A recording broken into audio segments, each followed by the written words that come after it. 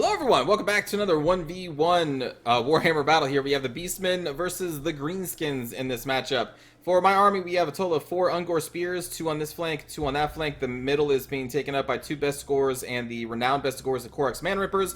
We also have the Sons of Goros in there with a Gorbel and then Malagor the Dark Omen with 2 spells, Traderkin, and the one that summons the Cygor.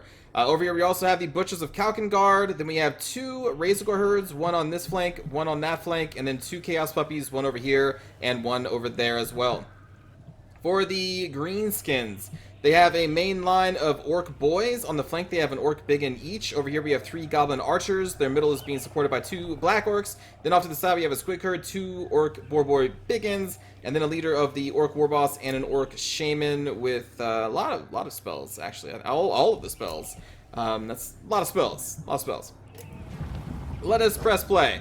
So my thought process is to try and engage them around here where we can try and block some of the arrows through the forest, and that's it. That's my strategy. But meanwhile over here we're going to peel off one of these Chaos Warhounds. The idea for them is to wait for the enemy to engage me and then of course go in and try and kill their Goblin Archers. The middle is where we're going to be the strongest with the Korax Man-Rippers and of course the 2 Bestigors being supported by our Hero Squad, and then the Sons of Goros, which have that Guardian ability, which is going to be on both of the Gorbel and Malagor the Dark Omen. And then also, of course, the Butchers of Kalkengard supporting. All of that supporting this center is going to make it a very strong center. We are weak on the sides, but that is okay. That's why I would put the Razorgore herds on the sides. The idea is to open it up with them, make them rush in, knock people down, and then charge in with the Spearmen. Right now, still getting my army in position as the enemy is starting to get closer. As you can see, the arrows are now flying. Some of them are hitting the trees, but a lot are not. But still, just Goblin Archers, so they're not doing too much damage, at least right now. You can see the Orc Boar Biggins thought that they were going to do a charge in here, so I halted this part of the line to try and absorb the charge, but they decided to pull back over here. So we're going to just do a hard engage over here on these Goblin Archers because they are way out of position. And then we're going to keep charging with the Korax Man-Rippers over here. We're charging in on the sides on these Orc Biggins with the Razorgore herds. Maybe not the best target since they are Biggins and they do bonus damage, but we did do a lot of good initial damage there with the Razorgores and the Chaos Puppies. So I'm hoping to have a similar effect over here, but our other Chaos Puppies way out on the flank over here. Again, I'm waiting for them to pull back the archers and then we can crush them.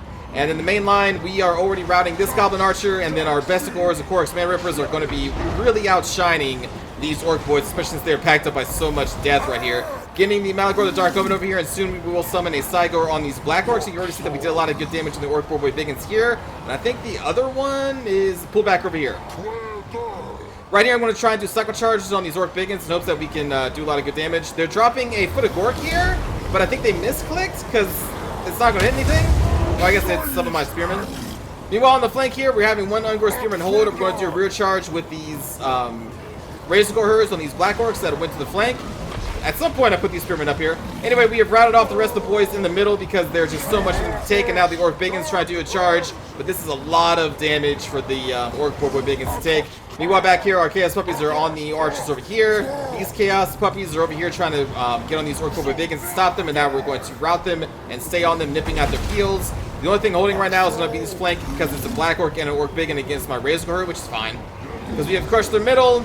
We did a lot of good damage to the Orc Shaman who's now in routing. We are now going to pounce on their Orc Warboss. On this flank, it's okay. We're doing decent damage on these Orc Biggins with these Razorgores and the Spearmen. Not entirely sure why I pulled out these Sons of Goros, but we're going to go right back in, and we're pouncing on the leader. Everybody's pouncing on the leader. Chaos Puppies are still cleaning out over here and over here, along with the Razorgores temporarily, who are now going to go back and try and take out the Black Orcs. We're going to drop a Traderkin on this one remaining group of Greenskins, and then just charge everything in there. And that is going to be a GG. With the Traderkin hitting them, they're going to finish shattering. So good game to the Puka. They say it's a close victory. I would not agree with that assessment on this one. Got a lot of good kills with the center. They didn't have really anything deployed in the center. Like both the Black Orcs should have been there to try and to destroy my Bestigors and my Korax Man-Rippers. They needed the Orc Boar Biggins, so I'll be pouncing on the Butchers of Kalkengard and the Cygor that I summoned in the middle of their formation. But their forces were kind of split up. Like, they're really good units, so I was able to kind of isolate and just destroy their really good units here and there. And these Chaos Puppies, backed up by the Razorgore herd, did a really good amount of damage on those Orc Biggins. Like, more than I thought they would in that initial fight. kind of crazy, actually. But I'm really happy with the Chaos Puppies in this battle. But for the Puka here, the Orc Biggins were the only ones that were holding off the flanks there at the very end. They held the longest. The Orc Boys, though, they just were not, like I said, supported by really much. The Black Orcs were a little late in getting there. I guess it was probably this group. By the time they actually were starting to get into the line, I had already basically broken the Orc Boys, and then I summoned a Cygor on top of them to stop them from charging, and they couldn't take the Cygor and everything else that was coming their way. So, yeah, unfortunately. And the Footed Gork, I don't know if it was a misclick or if they thought... maybe they've never used it before, and they thought that the entire AoE area would be hit with it. It's not really. It's mostly just a center where the actual foot drops. So maybe they haven't used that spell before. But good game to the Puka. I hope you enjoyed. We'll watch a cinematic view, and then I'm going to actually throw on another video at the end of this. Another Beastman army that's very similar, because both games are pretty quick. Beastman armies go pretty quick. They're a charge down faction. They're pretty fast.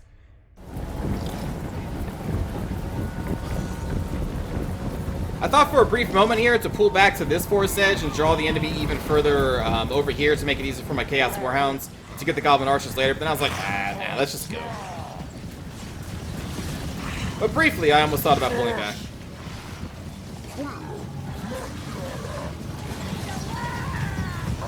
You are the wall, little greenskins.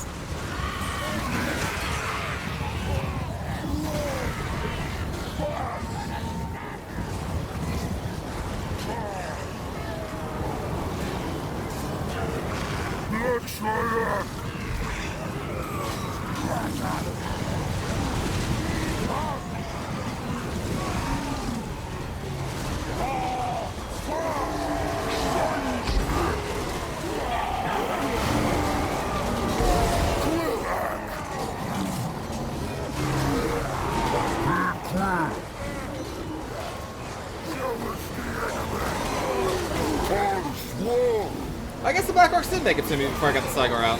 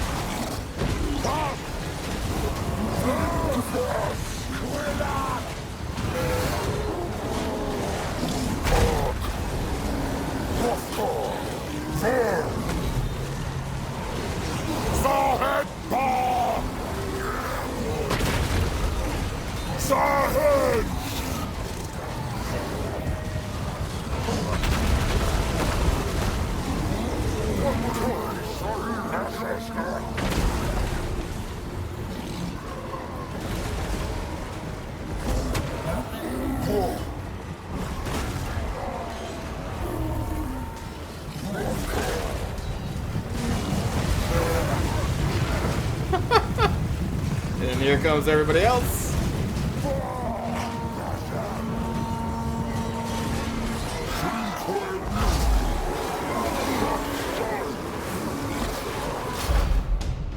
And there we go. Farewell, greenskins. As I said, I'm going to put another battle at the end of this one because this was pretty quick. So let's jump to that. Hello, everyone. Let's go over this second replay, which apparently the audio is bugged. I don't know if it's this map because I never play this map at all, or if it's just this particular replay, but the music messes up here. Let me know if you ever have that issue on this map as well. But anyway, you can see my army is very similar to the last one because I'm trying, well, very similar build. Only with this one against the Empire, I do not have a Gorbul, and I do not have the Sons of Goros. Instead, we have two Centaurs with great weapons, which are in the middle. But besides that, the formation is basically around the same. And then also with the extra money we had, I have the Blackhorns Ravagers, the Vanguard Stalking Goreherd renowned unit that I deployed back here, expecting there to be cannons and rifles because it's the Empire. Well, there's no cannons and no rifles. Instead, we have an all-melee build for the Empire, which is a rare sight. So there are two Empire Knights and two Demigryph Knights with halberds, one of which on each flank. Two Flagellants, as you can see on the flanks, two Great Swords, then the Sigmar Sons, two Empire Captains, a Jade Wizard with 3 spells there, the Heal, Awakening the Wood, and then the Dwellers spell? Yeah. And then a General, I'm sorry, not General, Boris of the Toddbringer on a Griffin.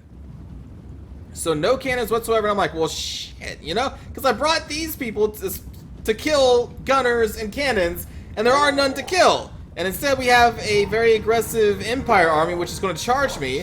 Over here, the Empire Knight's going to try and catch these Chaos Warhounds, so I'm going to try and lead them on a chase, and then also engage these Demigryph Knights with this pocket of units over here, the Double Spears, the Centaurs, and the Razorgore Herd. Over here, we want to do a similar thing with assigning attack orders from the Ungor Spears onto these Cav. Unfortunately, let's just forget this unit exists. Don't worry about that unit, it's not important. Just worry about these units that are going to be chasing after the enemy's Cav. We're going to get these Razorgores, I think, initially do a charge in the Flagellants. But meanwhile, in the middle, we have best scores against Great Swords here and here. Korx Man Rippers against the Sigmar Sons, along with the Butchers of Kalkengard. Summoning Cyclor over here to try and assist against these Flagellants and Great Swords with this best score. Meanwhile, over here, we're going to issue some charge orders on these Demigryph Knights with these 3 units over here. The Spearman is trying to catch up to the Reiksguard, which is actually going to route one of my Chaos Warhounds over there because I was too busy microing this center line over here. Bringing up the Centaurs with great weapons. They're going to try and support these Great Swords against the Empire Captain. You can see we got the Razorgore Herd in there as well. Meanwhile, over here, we're dropping a Devolve. I'm sorry, I thought I brought Traderkin. I guess I brought Devolve for this one. Onto the Great Swords and the Flagellants. So we are routing them off with the Fear and Terror that is given by the Cygor. Going to do a charge here into the Demigryph. Actually, I'm going to do an attack order because we're getting charged. And we're going to run into the Empire Knights with these Razorgore Herds, getting the Butchers of Kalkengard, the Korx Man Rippers over here to support a fight against the Demigryph Knights. Sorry, lots happening really quickly. Meanwhile, the Cygor is going to actually throw a rock over into these guys and get a really good hit. Then we're going to assign it a melee attack order. The General of the Empire was very confused as to what to do. They went over here to try and assist against the Demigryph Knights, who just got destroyed by all these forces over here. But by the time they got over there, I already won. So now we're drawing their General over here to try and take out my Korx Man Rippers. So I'm going to drop on them with the with the Butchers of Kalkengard, Cygor, and Malagor is going to run over there. You can see the Blackhorn Ravagers finally getting here just in time to cut off the Empire Knights trying to escape from my best score herd. And then, you know, meanwhile, again, just forget about those Chaos Puppies. And there we go, that battle's over. Oh my god, so much happened in like 2 minutes. Jesus. Ah. 2 aggressive armies going at it. Very fast match. A lot happening. So many things to say. And now I'm gonna take a break. So I'm gonna sign off here. Thought I'd throw this one at the end because, again, it's just really quick matches. Beastman armies usually are because they're like candles. No, they're not like candles. Sorry, they're like fireworks. They're like Katy Perry's song "Fireworks." You know, baby, you're fireworks. You're singing it to the Beastman, basically, because they either burn really bright and overwhelm all of the little fireworks around them, or after their initial burst, they just kind of whittle away. Either way, they're going to be fading. Hopefully, they take the enemy out before they do. Does that even make sense? I don't know. Listen, I heard Katy Perry's song in the background before I recorded this, and it was in my head, and I was like, you know what? I'm a firework. You're a firework, too. Maybe the Beastmen are fireworks. But it kind of makes sense, right? Because the Beastmen need to kill you in the initial shock. Like, Beastmen army is not really built necessarily for a very long-term battle. They can get easily overwhelmed after their initial shock damage is up, and if it doesn't work. So it kind of works. I don't know. Listen, it's been a long day. Thanks for watching. Hope you enjoyed this episode. Go light some fireworks. Or don't, because it may be illegal where you're at. I don't know. Check your local law. Take care.